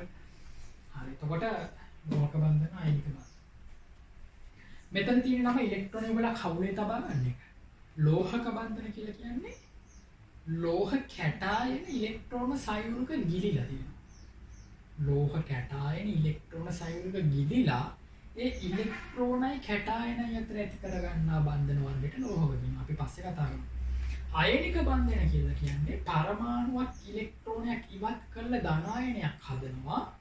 ඒ ඉලෙක්ට්‍රෝනය වෙන පරමාණුවක් අරගෙන ඍණ ආයනයක් හදනවා. මොකද්ද? සෝඩියම් පරමාණුව ඉලෙක්ට්‍රෝනයක් ඉවත් කරලා මොකක්ද හදන්නේ? ධන ආයනය හදනවා. මේ ඉලෙක්ට්‍රෝනය ක්ලෝරින් අරගෙන යා මොකද්ද කරන්නේ? ඍණ ආයනයක් හදනවා. එතකොට තියෙන්නේ කවුද ළමයි? ධන ආයනයයි ඍණ ආයනයයි. දැන් දෙන්නත් එක්ක ආකර්ෂණ බලයක් ඇති කරගන්නවා. ඒකට කියනවා අයනික බන්ධනය. එහෙනම් මතක තියාගන්න හවුලේ තබා ගැනීමක් දුන්නේ. දෙන්නත් ඒ ඉලෙක්ට්‍රෝනය හවුලේ තියාගත්තද? නෑ, දීලම දැම්මා. ඔයා ගන්න කියලා දුන්නා. එතකොට හැදෙන්නේ ධන ආයනය. එහෙමම දුන්නා. මෙයා හවුලේ තියාගත්තද? නෑ. එහෙමම ගත්තා. ඉලෙක්ට්‍රෝන එහෙමම ගත්තා ඍණ ආයනයක් හැදුවා. නම විජාතීය ආරෝපණ ආකර්ෂණ වෙනවනේ. ධන ආයනයි මොකක්ද වෙන්නේ? ආකර්ෂණ. එහෙනම් මේ දෙන්න අතර තියෙන මොකද්ද? ආකර්ෂණ බලය. මේකට කියන ස්ථಿತಿ විද්‍යුත් ආකර්ෂණ බලය කියලා. මොකක්ද ඒකට කියන්නේ? ඒ ආකර්ෂණ බලයට අයනික බන්ධනය කියලා කියනවා. එහෙනම් මේ තියෙන්නේ මොකක්ද මේ? අයනික බන්ධනය. ඉතින් අයනික බන්ධනය. ලෝහක බන්ධන කියලා කියන්නේ අපි හිතමු දැන් යකඩ ගන්නකො යකඩවල තියෙන තමයි Fe2+ අයනේ. Fe2+ අයන. කියන්නේ යකඩ ඉලෙක්ට්‍රෝන දෙක පිට කරනවා. පිට කළා Fe2+ හදනවා. ඉලෙක්ට්‍රෝනක් තියෙනවා නේද? ඉලෙක්ට්‍රෝනක් තියෙනවා. එයා පිට කරපු ඉලෙක්ට්‍රෝන ටික එතනමයි. කවුරුත් ගත්තේ නැහැ. දැන් මෙතන වගේ වෙන එක්කෙනෙක් ගත්තේ නැහැ ඉලෙක්ට්‍රෝන. යකඩ පිට කරපු ඉලෙක්ට්‍රෝන ටික එතනම ඉඳලා ඉලෙක්ට්‍රෝන ජලාශයක්. ඉලෙක්ට්‍රෝන මුහුදක් හේද. ඒ ඉලෙක්ට්‍රෝන ජලාශයේ ඇතුලේ යකඩ අයන ටික ගිලිලා තියෙනවා. එතකොට වෙන කොහෙවත් කවුරුත් ගන්න නැහැ යා ඉලෙක්ට්‍රෝන. ගායක අයනික වෙනවනේ හින්න. ඊට පස්සේ ඉලෙක්ට්‍රෝන මොන ආරෝපිතද?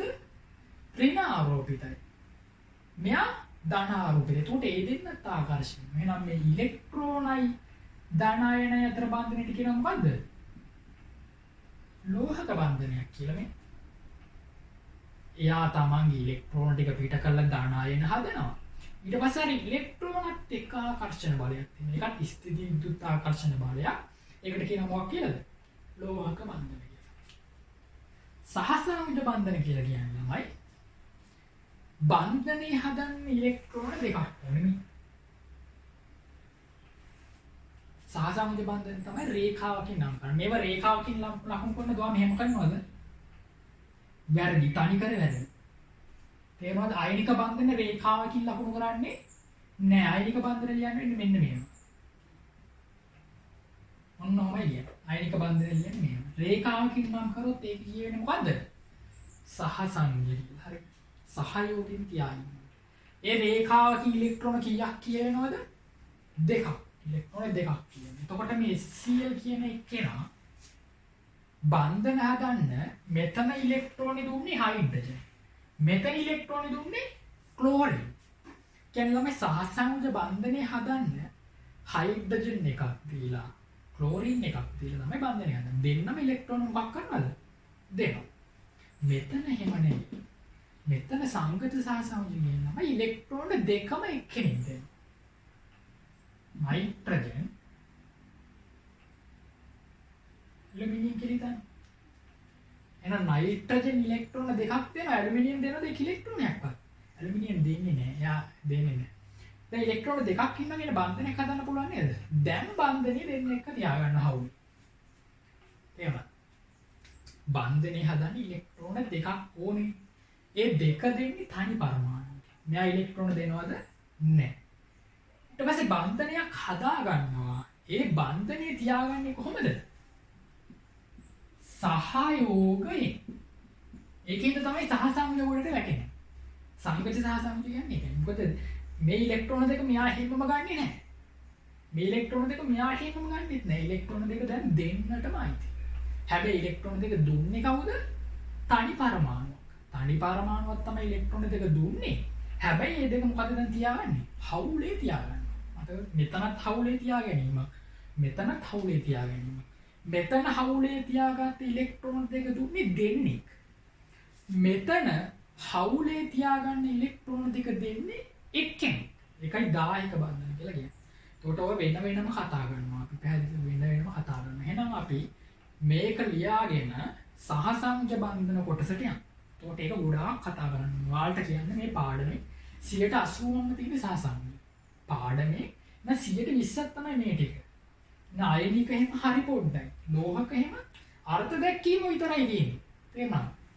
සහසංජය එහෙම නෙවෙයි ගොඩක් දේවල් තියෙනවා. 80%ම පාඩමේ මොකද්ද? සහසංජ. උදාහරණ මුලින්ම ඉගෙන ගන්න මොකද්ද? සහසංජ. ඊට කලින් අපි මේක කරගන්න බෑ. හරිද?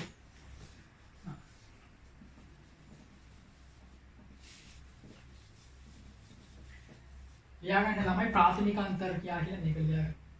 මෙහෙම මේක ඇටිම විස්තරයක් දෙනවා. මෙහෙම විස්තරයක් දෙනවා. මෙයා විස්තරයක් දෙනවා.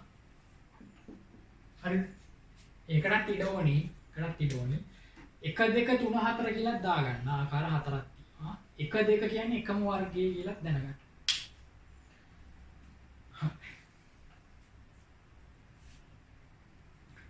දැන් ඒතර වීඩියෝ එක දැන් ඔයගොල්ලෝ බලන්න ළමයි ෆෝන් එකෙන් බලනට වඩා හොඳයි කම්පියුටර් එකකින් බලන එක. ඒතකොට ඔයගොල්ලෝ YouTube වීඩියෝ එකක් ඩවුන්ලෝඩ් කරන විදිහ දන්නවනේ. ඩවුන්ලෝඩ් කරගෙන හොඳට නිදහස් වෙලාවක ලැප් එකට දාගෙන කම්පියුටර් එකට දාගෙන ඉන්නීට බලන්න. හරි. නිදහස් වෙලාවක නෝට් එක ලියලා බලන්න. අනිත් පොතක් අරගෙන. ඒතර වීඩියෝ එක නවත්තලා මේක ඇඳගත්තා. හරිද?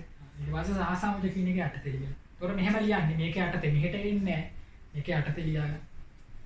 එක් පරමාණුවකින් එක් ඉලෙක්ට්‍රෝනය බැගින් සහභාගී කරගෙන එක් පරමාණුවකින් එක් ඉලෙක්ට්‍රෝනය බැගින් සහභාගී කරගෙන පරමාණු දෙක අතර ඉලෙක්ට්‍රෝන යුගලය හවුලේ තබා ගන්න. පරමාණු දෙක අතර ඉලෙක්ට්‍රෝන යුගලය හවුලේ තබා ගන්න. මෙතෙන්ට සංගත සහසංජ කියන එකට හවුලේ තබා ගන්නා ඉලෙක්ට්‍රෝන යුගලම එතන හවුලේ තබා ගන්නා ඉලෙක්ට්‍රෝන යුගලම එක් පරමාණුවක් මගින් සැපයේ. හවුලේ තබා ගන්නා ඉලෙක්ට්‍රෝන යුගලම එක් පරමාණුවක් මගින් සැපයි.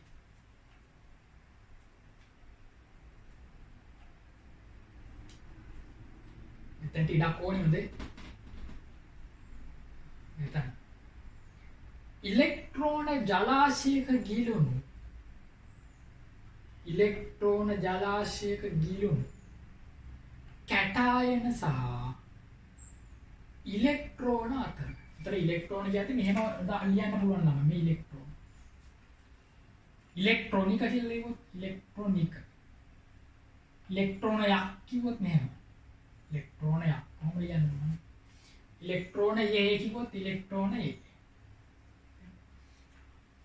යන්නේ ඉලෙක්ට්‍රෝන ජලාශයක ගිලුණු කැටායන හා ඉලෙක්ට්‍රෝන අතර ඇතිවන ආකර්ෂණ බල. තියෙන ආකර්ෂණ බල. අනේ අයනික බන්ධන ලියන්න. පරමාණුවක් ඉලෙක්ට්‍රෝන ඉවත් කර කැටායනයක් සාදයි. පරමාණුවක් ඉලෙක්ට්‍රෝන ඉවත් කර කැටායනයක් සාදයි. තව පරමාණුවක් එම ඉලෙක්ට්‍රෝන ලබාගෙන ඇනායනයක් සාදයි. තව පරමාණුවක් එම ඉලෙක්ට්‍රෝන ලබාගෙන ඇනායනයක් සාදයි. මෙම කැටායන සහ ඇනායන අතර මෙම කැටායන සහ ඇනායන අතර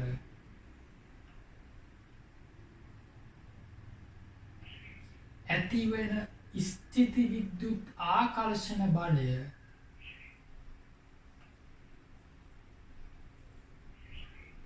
මෙම කැටායන සහ ඇනායන අතර ඇතිවන ස්ථිති විද්‍යුත් ආකර්ෂණ බලය අයනික බන්ධන වේ.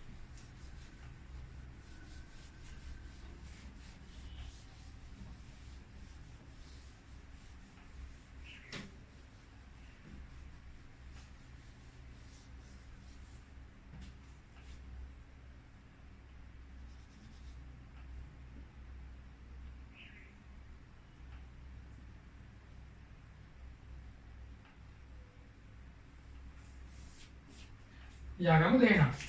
මොකද්ද ළමයි ලොකු මාතෘකාවක් අංක 1. මොකද්ද? සහ සංයුජ බන්ධන. සහ සංයුජ බන්ධන. ඉතින් ලියා ගන්න එක යටතේ දැන් දන්නවනේ එකකින් ඉලෙක්ට්‍රෝනය අනිත් එකකින් ඉලෙක්ට්‍රෝනය දෙන්න සහයෝගීව තියාගෙන බන්ධනයක් හදනවා කියලා මේ කියන්නේ. හරි ලියන්න. එක වර්ගයේ එකම වර්ගයේ පරමාණු දෙකක් හෝ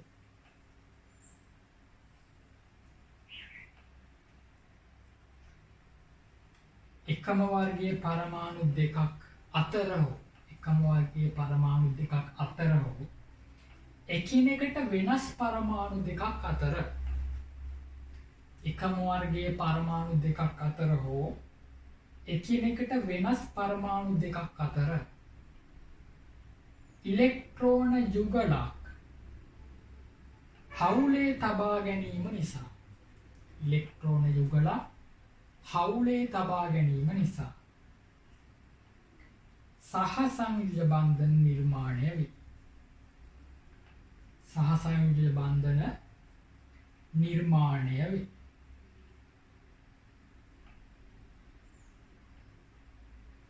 හවුලේ තබා ගන්නා මෙම ඉලෙක්ට්‍රෝන යුගල ලැබෙන්නේ ඒකටම හවුලේ තබා ගන්නා මෙම ඉලෙක්ට්‍රෝන යුගල ලැබෙන්නේ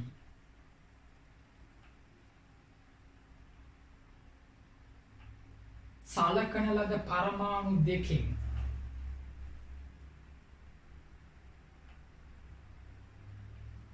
එක් ඉලෙක්ට්‍රෝන එක් ව්‍යුහ්ම කියන්නේ තනි. සලකන ලද පරමාණු දෙකෙන් එක් ව්‍යුහ්ම ඉලෙක්ට්‍රෝනයක් බැගින් සහභාගී වීමෙනි. එක් ව්‍යුහ්ම ඉලෙක්ට්‍රෝනයක් බැගින් සහභාගී වීමෙනි. එතකොට ළමයි මෙන්න මෙහෙම අවස්ථාවක්.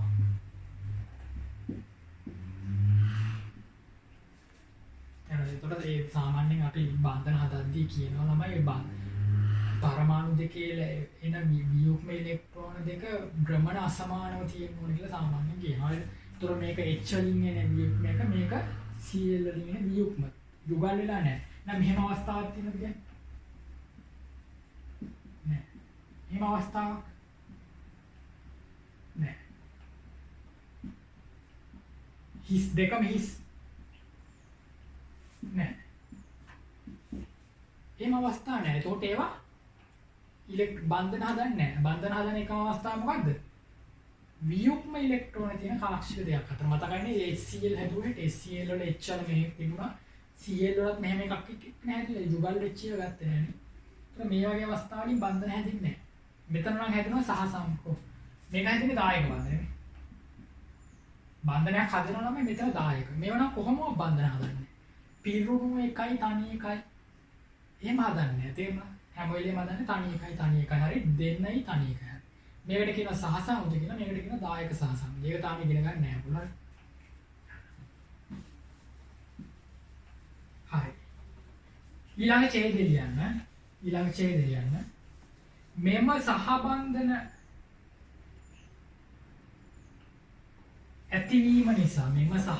ඇතිවීම නිසා සහබන්ධන ඉලක්ක කියන්නේ මෙම සහබන්ධන ඇතිවීම නිසා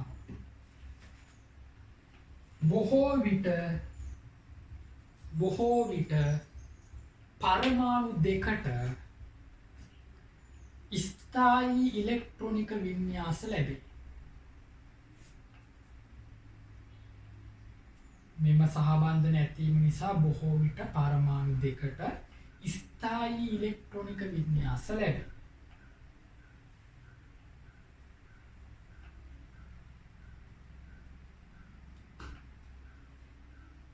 බන්ධනයට සහභාගී වන පරමාණු දෙකෙහි ඒකටම ලියන්න. බන්ධනයට සහභාගී වන පරමාණු දෙකෙහි විද්‍යුත් ඍණතාව අණුව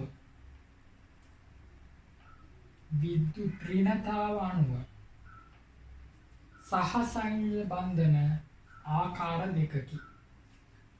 බන්ධනයට සහභාගී වන පරමාණු දෙකෙහි විද්‍යුත් ඍණතාව අණුව සහ සංයුජ බන්ධන ආකාර දෙකකි. සහසංග බන්ධන ආකාර දෙකකි. එක කියලා ලියාගන්නවා නිර්ග්‍රහී සහ සම්මා කියලා දෙකකට බෙදනවා කියලා. 100ට 100ක් සහසංග. शुद्ध सहसंग.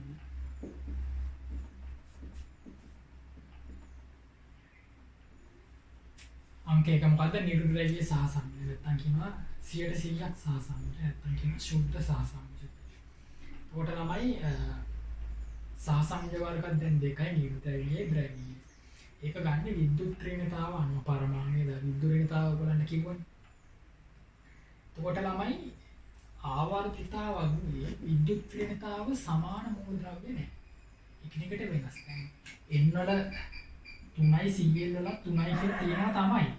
මට ළමයි Cl වල 3ට වඩා වැඩි පොඩ්ඩක් 0.1 2 ඒ වගේ පොඩි අසමානතාවයක් හරි තියෙනවා. එහෙනම් විද්‍යුත් ඍණතාවයෙන් සමාන පරමාණු දෙකක් ආවර්තිතාවගේ නැත. නැත්නම් විද්‍යුත් ඍණතාවයෙන් සමාන පරමාණුවක් හොයන්න ඕන නම් එයාගෙන් එක්කෙනෙක් ගන්න මේ එන්නේ. තුර මෙයාගේ 3යි මෙයාගේ 3යි H මෙයාගේ 2.1යි මෙයාගේ 2.1යි. තමයි නිර්ග්‍රහීය සහසංයෝජ කියලා කියන්නේ විද්‍යුත් ඍණතාවයෙන් සමාන පරමාණු දෙකක් අතර ඇති වෙන බන්ධනයට. විද්‍යුත් ඍණතාවයෙන් සමාන පරමාණු දෙකක් අතර ඇති වෙන බන්ධනයට. එතකොට මම කියවනේ විද්‍යුත් ඍණතාවයෙන් සමාන මූලද්‍රව්‍ය නැහැ කියලා. ඒ කියන්නේ නිර්ග්‍රහීය සහසංයෝජ බන්ධන හැදෙන්නේ එකම වර්ගයේ අයත් එක්ක.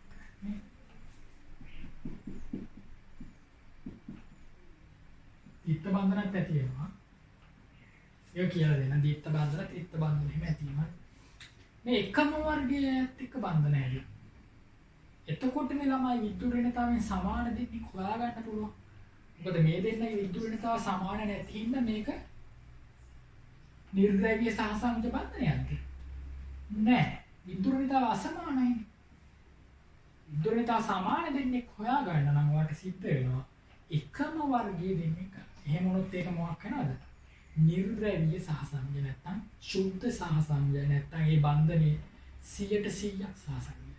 හරියටම සහසංයෝජන විතරමයි තියෙන්නේ. හරි. දැන් මේක යටතේ ලියන්න. නිර්ග්‍රහීය සහසංයෝජ යටතේ ලියන්න. විද්‍යුත් ඍණතාව සමාන පරමාණු දෙකක් අතර විද්‍යුත් ඍණතාව සමාන පරමාණු දෙකක් අතර ඇති කරගන්නා සහසංයෝජ බන්ධන වේ. ඇති කරගන්නා සහසංයෝජ බන්ධන වේ. මෙවිට පරමාණු දෙක අතර විද්‍යුත් ඍණතාව වෙනස ශූන්‍ය වේ. මෙවිට පරමාණු දෙක අතර විද්‍යුත් ඍණතාව වෙනස ශූන්‍ය වේ.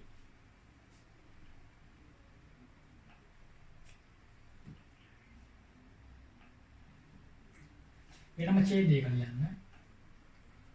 शुद्ध සහසංයෝජ බන්ධනයක පවතින ඉලෙක්ට්‍රෝන දෙක शुद्ध සහසංයෝජ බන්ධනයක පවතින ඉලෙක්ට්‍රෝන දෙක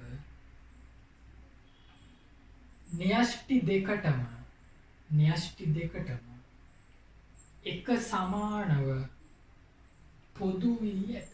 න්‍යෂ්ටි දෙකටම එක සමානව පොදු වී ඇත.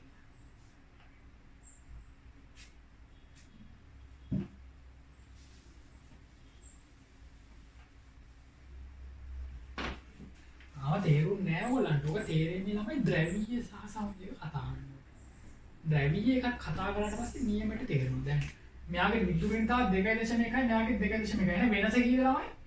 බිංදුව. මෙයාගේ විදුලින්තාව 3යි මෙයාගේ 3. වෙනස කීයද? බිංදුව. විදුලින්තාව වෙනස ශූන්‍යයි. ඒ දෙකේ සමානයි. එතකොට එහෙම වුණාම මේ බන්ධනයේ ඉලෙක්ට්‍රෝන යුගල බන්ධනයේ ඉලෙක්ට්‍රෝන යුගලක් තියෙනවා. දෙන්නම 150 බෙදා ගන්න. මේ බන්ධන ඉලෙක්ට්‍රෝන යුගල දෙන්න අතර සම ප්‍රමාණයෙන් බෙදා ගන්න. ඒ දෙන්නගේම හැකියාව එකයි. මොන හැකියාවද? ඉලෙක්ට්‍රෝන වලට තියෙන කැමැත්ත එකයි. විද්‍යුත් ඍණතාව. විද්‍යුත් ඍණතාව කියන්නේ ඉලෙක්ට්‍රෝන වලට තියෙන කැමැත්ත. එතකොට මෙතන ඉලෙක්ට්‍රෝන දෙකක් තියෙනවානේ. ඒතර මෙයාගේ කැමැත්තයි මෙයාගේ කැමැත්තයි එකම වගේ. විද්‍යුත් ඍණතාවය කියන්නේ ඒකනේ. ඒතර දෙන්න හරියටම අවුලේ තියාගන්න. තේරෙනවද? ඒ වගේ නෙමෙයි ළමයි HCl හදාගත්තා. මෙයාගේ විදුලිතාව 3යි මෙයාගේ 2.1. දැන් මොන ඕකනේ කියන්නේ. දැන් විදුලිතාවෙන් සමාන පරමාණු දෙකක්ද ඇවිල්ලා තියෙන්නේ? නැහැ. විදුලිතාව අසමාන. විදුලිතාව වෙනස කීයද දැන්? 0.9. ඒ කියන්නේ අගයක් දැන් තියෙනවා. ශූන්‍යද දැන්? විදුලිතාව වෙනස ශූන්‍යද නැහැ අගයක් තියෙනවා. එතකොට ළමයි මේගොල්ලන්ගේ හැකියාවන් වෙනස්. හයිඩ්‍රජන්ගේ හැකියාව වගේ නෙවෙයි ක්ලෝරින්ගේ හැකියාව. මොන හැකියාවද? ඉලෙක්ට්‍රෝන තමා දිසට ඇද ගැනීමේ හැකියාව. බන්ධන ඉලෙක්ට්‍රෝන තමා දිසට ඇද ගැනීමේ හැකියාව. මොකද්ද? විද්‍යුත් ඍණතාව. මේ තියෙන බන්ධන ඉලෙක්ට්‍රෝන දැන් දෙන්නත් එක්ක කතා වුණානේ ළමයි. අපි දෙන්නත් එක්ක බන්ධනයක් හදමු කියලා දෙන්නත් එක්ක කතා වුණා. මෙයාගේ ඉලෙක්ට්‍රෝනයක් දුන්නා මෙයාගේ ඉලෙක්ට්‍රෝනයක් දුන්නා දෙන්නත් එක බන්ධනයක් හැදුවා. හැදුවට ළමයි මෙතන එක්කෙනෙක් හරි ආත්මාර්ථකාමී. විද්‍යුත් ඍණතාවයෙන් වැඩි එක්කෙනා ආත්මාර්ථකාමී. යා මේ ඉලෙක්ට්‍රෝන යුගල කියන්නේ ඉලෙක්ට්‍රෝන ඝනත්වයෙන් වැඩිපුර කොටසක් ඇදලා ගන්නවා තමන්ගේ පැත්තට. එතකොට ළමයි න්‍යෂ්ටිය කියන්නේ මැද න්‍යෂ්ටියනේ. ඒ කියන්නේ පරමාණු මැද්දේ. එතකොට ඉලෙක්ට්‍රෝන ඝනත්වය ළමයි විහිදිලා තියෙන්නේ මෙන්න මෙම ලබු ගෙඩියක් වගේ. තේරුණාද? අසමානවයි ඉලෙක්ට්‍රෝන ඝනත්වය බෙදෙන්නේ. ඇයි? මෙයාගේ හැකියාව වැඩිනේ. ඉලෙක්ට්‍රෝන වලට තියෙන කැමැත්ත වැඩිනේ. බන්ධන ඉලෙක්ට්‍රෝන තමා දෙසට ඇද ගැනීමේ හැකියාව වැඩිනේ. එතකොට ඉලෙක්ට්‍රෝන ඝනත්වය වැඩි. එතකොට මෙයාගේ ඉලෙක්ට්‍රෝන ඝනත්වය වැඩි හින්දා ඉලෙක්ට්‍රෝන කියන්නේ ඍණනේ.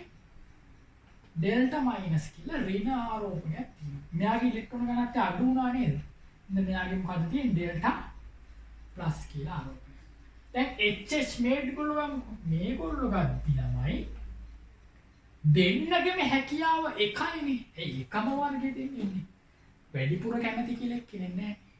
දෙන්නත් එක්ක හරියටම ලස්සනට ඉලෙක්ට්‍රෝන වල බෙදා ගන්නවා. එන්න මෙහෙම ආකාරයකට.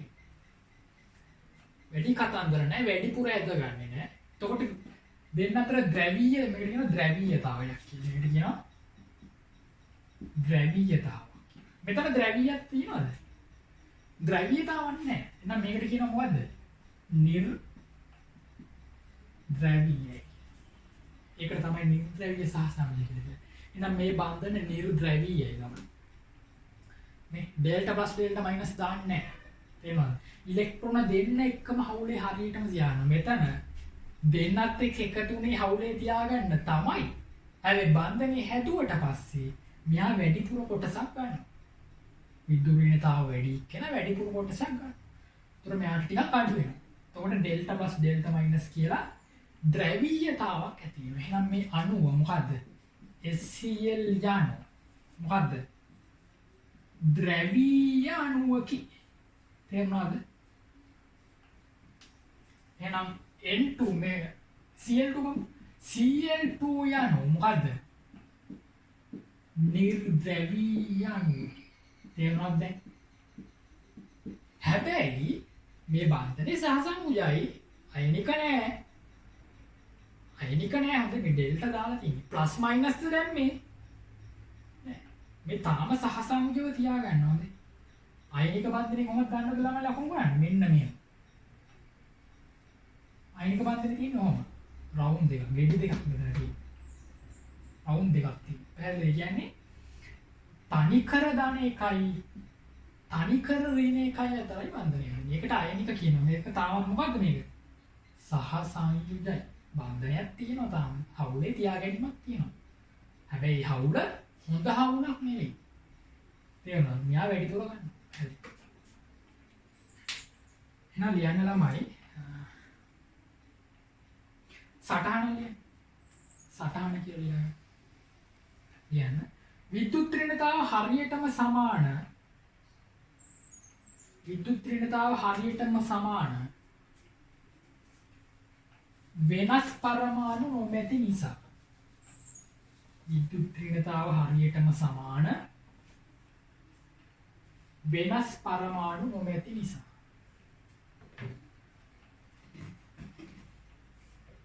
शुद्ध सहसंयोज बंधन सदන්නේ शुद्ध सहसंयोज बंधन सदන්නේ එකම වර්ගයේ පරමාණු දෙකක් අතර පමණි.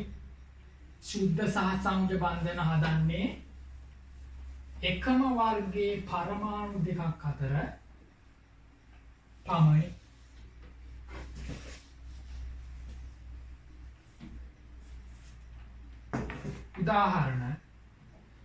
උදාහරණ කියන්නේ මෙන්න මේ හතර ලියා ගන්න. උදාහරණ මේ හතර මේවා දින්න එපා. උදාහරණ මේ හතර ලියා ගන්න.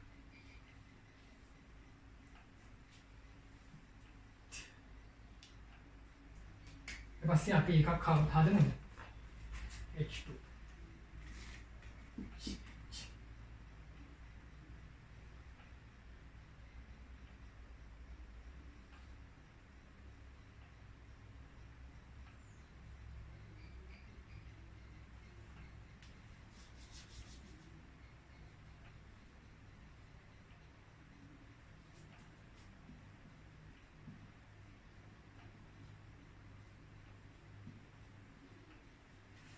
HH එකට ලියන්න ළමයි HH කියලා ලියලා මේ තියෙන ළමයි ඒගොල්ලන්ගේ පරමාණු දෙක මොකද්ද දැන් ඇස්ටි වටේ ඉලෙක්ට්‍රෝන වල ඉඳලා තියෙන එක ඉලෙක්ට්‍රෝන ගන්න දැම්ම HLේ තියෙන බාහිර ඉලෙක්ට්‍රෝන එකක් උඩු බැලිය අතර අනිත් එක යටි අතට තියෙන ප්‍රමාණ අසමාන. එතකොට මේ ඉලෙක්ට්‍රෝන වලා දෙක දෙන්නත් එක්ක එකතු වෙනවනේ. එකතු වුණාම මෙහෙම හදනවා. තේන ඉලෙක්ට්‍රෝන වලා දෙන්නට එකතු වෙන. ඒකට කියනවා ළමයි මේවට කාක්ෂිකනේ කියන්නේ. තනි කාක්ෂික මේකට කියනවා දෙන්නෙක් එකතු වෙලා තනි කාක්ෂික එකක් හදනවා. බන්ධන අණුක කාක්ෂිකය කියලා තමයි කියන්නේ. එච්චර වැදගත් නෑ දැන්. පරණ සිලබස් එකේ ඒක කියන්නේ. හරිද මේකට කියන්නේ බන්ධන අණුක කාක්ෂිකය කියලා. මේ තියෙන නිර්ද්‍රවීය සහසංයෝජ බන්ධනය. ඒ කාක්ෂික ඉලෙක්ට්‍රෝන කීයක් තියෙනවද? දෙකයි. අතන කාක්ෂික දෙකක් තිබුණා. මෙතන කාක්ෂික කීයද? එක වුණා. තේරුණා? කාක්ෂික කියලා කියන්නේ කාම්බර. කාක්ෂික කියන්නේ කාම්බර. නිර්ද්‍රවීය ළමයි. හරි. ලියා ගන්න ද්‍රවීය සහසංයෝජ. ඔක ඇඳ ගන්න. මේක ඇඳ ගන්න. එතන ලියා ගන්න ඔක එකක් ලියා ගන්න. බන්ධන අණුක කාක්ෂික ලියා ගන්න. බන්ධන අණුක කාක්ෂික ලියා ගන්න.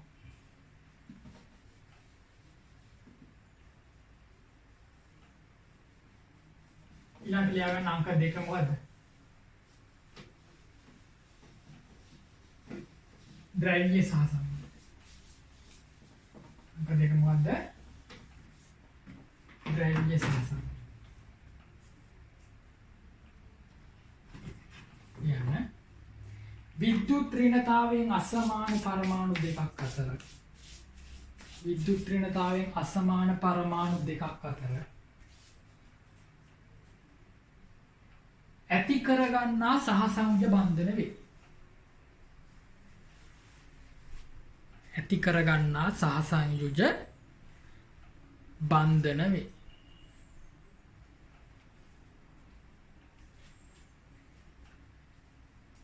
මෙවිට පරමාණු දෙක අතර විද්‍යුත් ඍණතා වෙනසක් පවතී. මෙවිට පරමාණු දෙක අතර විද්‍යුත් ඍණතා වෙනසක් පවතී.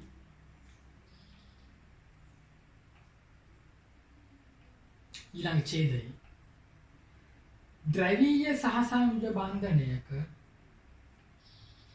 ද්‍රවීය සහසංයුජ බන්ධනයක ඉලෙක්ට්‍රෝන යුගල පරමාණු දෙක අතර ව්‍යාප්ත වී ඇත්තේ අසමානවය.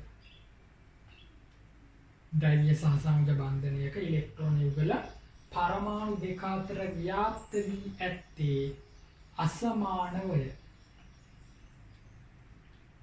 එම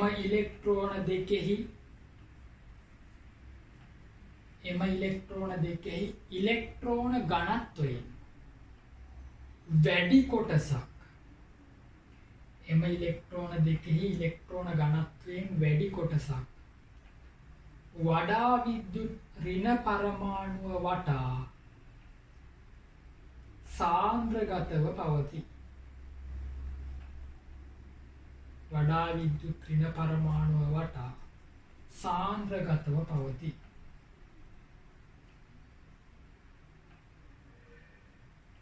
ඊළඟ ඡේදය.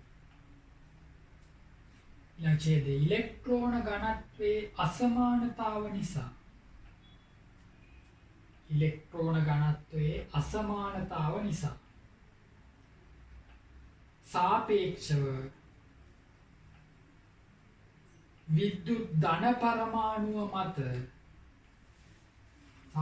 විද්‍යුත් ධන පරමාණුව මත ඩෙල්ටා පස්නේ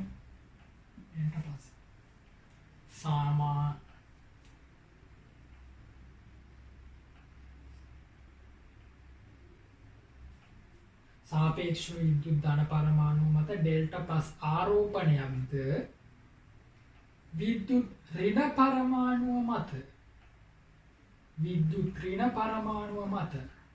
ඩෙල්ටා මයිනස්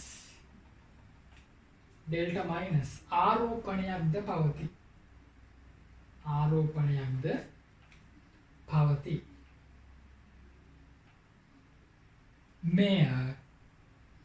මෙය බන්ධනය ද්‍රවීකරණය වීමයයි කියයි. මෙයට බන්ධනය ද්‍රවීකරණය වීමයයි කියයි.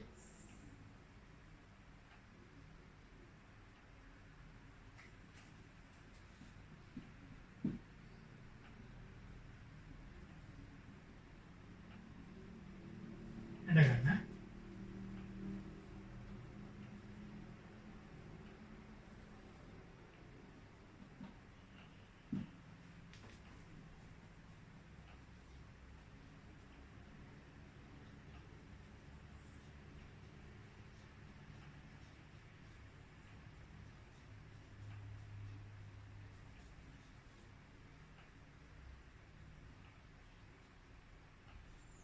බන්ධන අනුපකාක්ෂිකය ද්‍රවීය සහසංයුජ බන්ධනය ද්‍රවණය වෙලා නම් ද්‍රවීකරණය වෙලා දෙන්නත් එක්ක අවුලේ බන්ධනයක් හදාගත්තට බන්ධනයෙන් වල්දී අසමමිතිකවයි ඉලෙක්ට්‍රෝන ඝනත්වය බෙදලා තියෙන්නේ.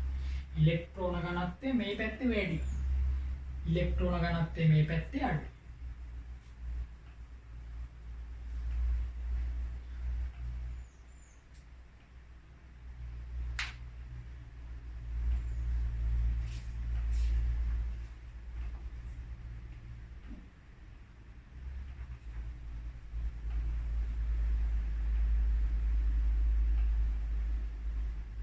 ලියාගෙන සටහන මේක ඇඳ ගන්නද? සටහන ද්‍රවීය සහසංයුජ බන්ධනයක පරමාණු දෙකෙහි විද්‍යුත් ඍණතා වෙනස වැඩි වන විට ද්‍රවීය සහසංයුජ බන්ධනයක පරමාණු දෙකෙහි විද්‍යුත් ඍණතා වෙනස වැඩි වන විට බන්ධනයේ ද්‍රවීයතාව ඉහළයි. බන්ධනයේ ද්‍රවීයතාව ඉහළයි. මෙයට සහසංයුජ බන්ධනයි. මෙයට සහසංයුජ බන්ධනයි. අයනික ලක්ෂණ ඇතිවීමයි කියයි. මෙයට සහසංයුජ බන්ධනයි. අයනික ලක්ෂණ ඇතිවීමයි කියයි.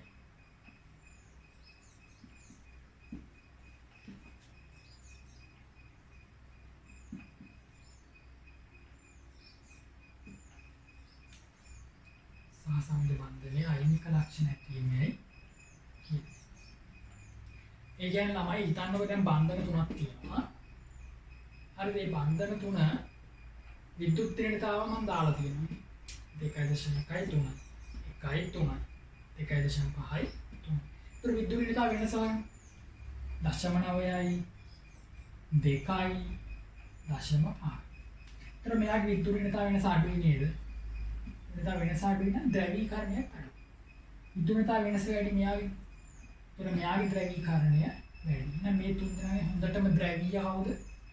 මෙයා. ද්‍රවීයතාවයෙන් අඩුම කවුද? මෙයා. හරි. තුන් දෙනාම ද්‍රවීයයි හැබැයි. මෙන්න මෙයා ද්‍රවීය නෑ. බිඳුවනේ මේකට කියනවා ද්‍රවීය බන්ධනයක් නෙවෙයි නිර්ද්‍රවීය බන්ධනයක් කියලා. මේ තුනටම කියනවා ද්‍රවීය බන්ධන කියලා. මේ තුනෙනොත් මෙයා හොඳටම ද්‍රවීයයි. ඒකට කියනවා අයනික ලක්ෂණ මතුවෙලා. නම් මේ තුන් දෙනාගේ අයනික ලක්ෂණ වැඩිම කාගේද? මෙයාගේ අයනික ලක්ෂණ වැඩි. සහසංයුජ ලක්ෂණ අඩුයි. ඊළඟ ඡේදය මේ අණුව නිර්ද්‍රවීය සහසංයුජ බන්ධනයේ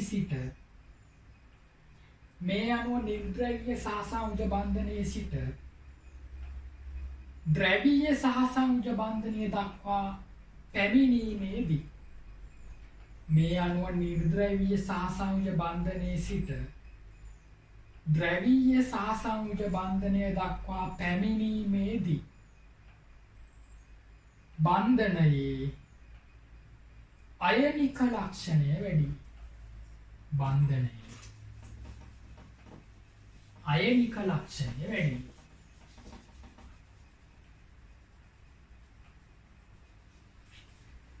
පහතින් ලියන වාක්‍යයක් වෙනම පෙළිය ලියන්න. ද්‍රවීය සහසංයුජ බන්ධනයක් පහත ආකාරයට නිරූපණය කරයි.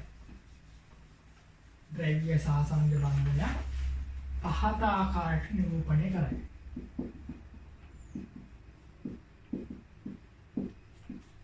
මෙන්න මේ ආකාරයට.